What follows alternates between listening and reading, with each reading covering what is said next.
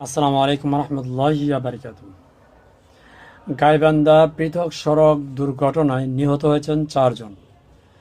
গতকাল শুক্রবার ভোর 6:30 দিকে গাইবান্ধা পলাশবাড়ি আঞ্চলিক মহাসড়কের গড়েয়া ব্রিজ সংলগ্ন এলাকায় নিয়ন্ত্রণ হারিয়ে সিমেন্ট বোঝাই ট্রাককে পেছনে একটি যাত্রীবাহী বাসের ধাক্কায় বাসের 2 জন যাত্রী সহ নিহত হয়েছেন। এ সময় অন্তত আরও 8 জন যাত্রী গুরুতর আহত হয়েছেন এবং 10 জন আহত নর্মালভাবে।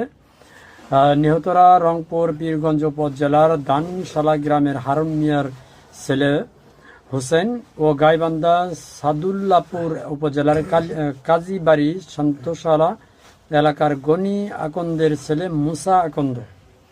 তো এই শীতে আসলে সিমেন্ট বোঝাই যে ট্রাকটা ছিল সেটার পিছন থেকে একটি বাস নিয়ন্ত্রণ হারিয়ে ধাক্কা দেয়।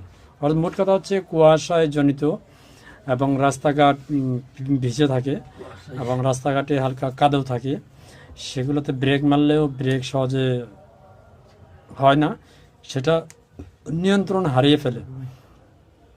ম্যাক্সিমাম জায়গায় এরকম হচ্ছে এবং কি আরেকটি মোটর সাইকেলেও সেই আঘাতটি আনে। সেই সব কিছু মিলিয়ে 4 জন নিহত হয়েছেন এবং 10 জন আহত হয়েছেন। তো যারা গাড়ি চালান সব, বিশেষ করে রাত্রে শীতের বেলায় একটু সতর্ক হয়ে গাড়ি চালাবেন। ধন্যবাদ সবাইকে। আসসালামু আলাইকুম রহমতুল্লাহি বারকাতুহু।